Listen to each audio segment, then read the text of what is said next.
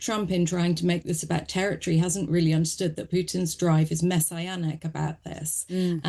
And so he's got a lot staked on this. And I think that that's really what we're looking at in terms of how long this lasts. Well, now speaking in the last hour, President Trump has expressed more frustration at the slow progress towards peace in Ukraine. We're going to see if Putin and Zelensky will be working together. You know, that's like oil and vinegar a little bit.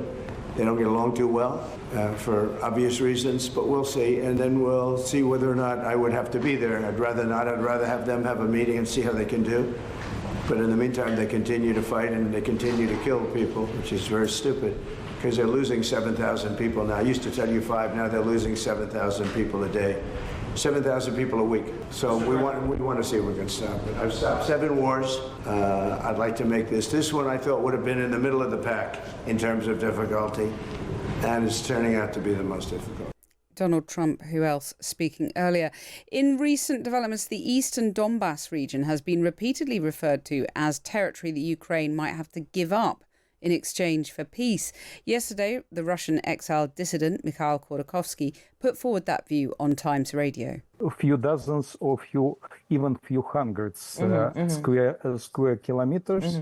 It's not so important. Much important is security. Security for remain part of Ukraine. Well, the Times' Catherine Philp has just come back from the Donbass region, has been speaking to people from the area. She joins us now on the line. Catherine, good afternoon. Hi, Kathy. What did you find? What do people make of all this sort of casual discussion of giving up territory? Look, I think the first thing to say that's really important is there is huge war fatigue in Ukraine, and people do want to see an end of the war. Now, in the first year, perhaps two, you heard people talking about fighting to victory. The polling now shows that about 2/3 of people favour or think it's realistic to expect a diplomatic settlement. But that's not the same as saying they want to give up that territory. And so really I was sort of looking at the nuances of that and speaking to people who were, losing their homes, what losing Donbass means to Ukraine, what it loses when it loses that, if it loses it. There's the very obvious point that Putin is asking not just for the area that's under Russian occupation currently, but also the rest of Donbass, which he hasn't occupied. And that would be very dangerous for Ukraine to give up, because that's really where the fortifications are that were built after 2014 when Russia first did that partial invasion. Yeah, and Mark Rutte, the NATO. It would open up the country and leave it very vulnerable to further conquest. Yeah, Mark Rutte, the NATO Secretary General, sort of described it metaphorically as, a motorway to Kyiv if Russia gets hold of that. I mean, I've just come back from Ukraine as well, and I just was very struck by the fact that if you're in Kyiv or Lviv, it just feels, apart from the odd air raid siren, it feels a million miles away from the front line, and it is a very big country. But what sense did you get about soldiers from Kyiv or Lviv? That's their home cities, going all the way over to the east and fighting in Donbass, losing their lives. Is there a sense that, this is a country that has very different aspects to it? If you're in the east, it feels like a very different place to the rest of Ukraine. I think less so than in some ways at the beginning of the war. That the fact is that Ukrainian identity has become much more unified and stronger. There have been during the war times when there's been that sense of there were so many soldiers from the West who were there in Donbass.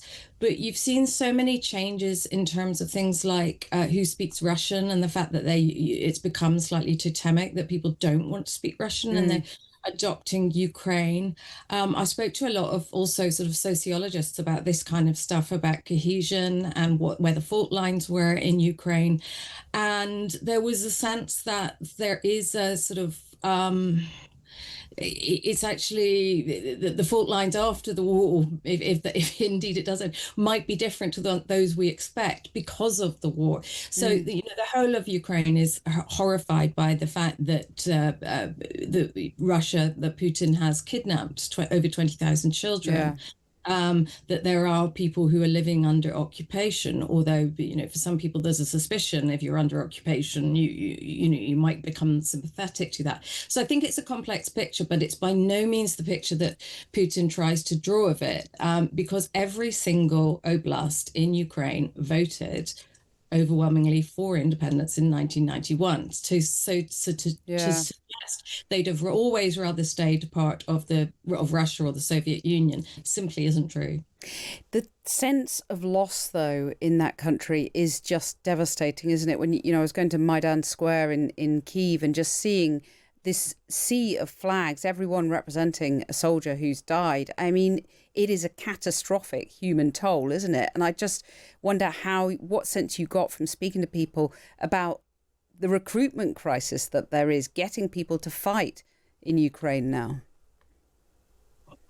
Yeah, I mean, again, that was sort of explained to me by, everyone's scared of conscription or the army. People are scared, but a huge number of people volunteered in the last 3.5 years. So there's that. I mean, part of one of the things that Ukraine's been criticized for is the fact that the conscription age is 25 and not lower. And it was very interesting because it was only really until I saw actually, looking into this whole demographic crisis that Ukraine has, because so many people have left the country or been displaced. There's people who've gone abroad who will probably never come back because they're settled with their kids. And there were a lot of teenage kids involved in that. So it turns out that actually the smallest demographic left in Ukraine is around the age of 18-20, and really Ukraine's trying to kind of protect a future generation, knowing that it sends all those young men off to war, it may be losing an entire generation. So I think that that's one of the reasons you've seen older people. But yeah, you're right. That there is when you're in Kyiv, you sort of see young men out in the streets, and you think, why aren't you fighting? But in a sense, someone has to keep an economy running, and an engine of Ukraine has to be kept going, as well as holding what has actually been, for all the losses, it's actually been a fairly stable front line. And Russia's only taken 1% of territory in the last year, so they are having an effect. I think that what we're looking at is really, what happens now, and does it involve the loss of territory rather than a total capitulation and an existential crisis for the state of Ukraine? Well, then briefly and finally, if you would, having come back from the region, what do you see any way through this kind of diplomatic impasse? What's your prediction for how this war might end and when? I've, to be honest, always thought since about the first anniversary that we were probably going to look at a frozen conflict, much like what happened after 2014. The main issue really is how Russia can sustain the war over the next year or year and a half, and if it can, and if Ukraine can hold it off, and there's no more loss of territory, and no more sort of catastrophic bombardment within Ukraine. I could very well see this ending up as, I think there's probably two things. That is either a frozen conflict, and that front line becomes a kind of like a de facto border, or there's an agreement potentially that that has a ceasefire, and the territory on the other side becomes, again, de facto Russian control, but not de jure, that there's no legal recognition of its status. But again, that depends on whether Putin still believes that he can conquer the whole thing. And as someone said to me when I was there, that Trump, in trying to make this about territory, hasn't really understood that Putin's drive is messianic about this. And so he's got a lot staked on this. And I think that that's really what we're looking at in terms of how long this lasts. Catherine Philp, fascinating to hear your take on this, and we'll look forward to reading all of your pieces in the Times. I think some of them are up online now. Catherine, thanks very much.